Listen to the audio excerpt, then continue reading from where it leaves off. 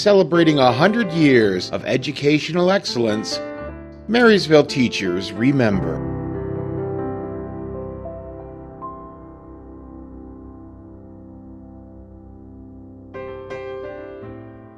I graduated here in 1949. I went 1 year to Port Huron Junior College and then transferred to Central Michigan for my final 3 years. I had a double major in school librarianship and English. I was hoping to be able to integrate them and maybe do some of each. And I started out in Warren Consolidated. And I was there 4 years as school librarian. And then I came up to Marysville, and Mr. Hanks gave me a job teaching 9th grade English. And after the librarian left at the end of 10 years, that would have been 1969, I took her place in the library. Oh, it was always a great experience. We went through a lot of different phases of history, starting back in the 50s and going to the 80s, you can imagine. Children change through the years. They're different as they go along. And it was a fun place to work. The parents were always so good.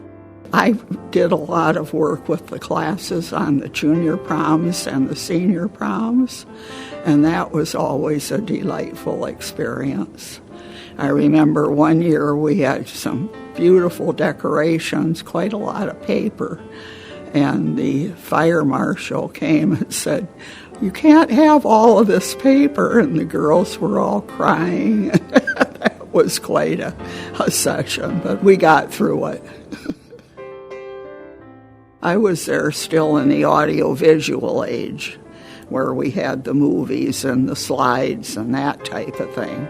Kids really worked hard back in those days. I know that kids used to do a lot of homework. There were no automatic machines and computers to do your work for you. That's been a big change, I think, through the years.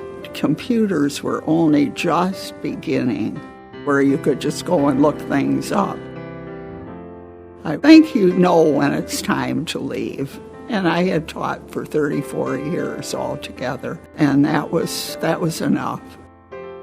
I love going around and running into all these kids I call them, and they're retired too.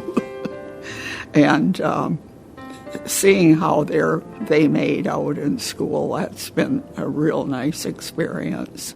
I try to get to the plays and the musicals and get the band card and do all the things that come along. A great deal of my life was spent in the Marysville schools, so I guess it means just about everything to me.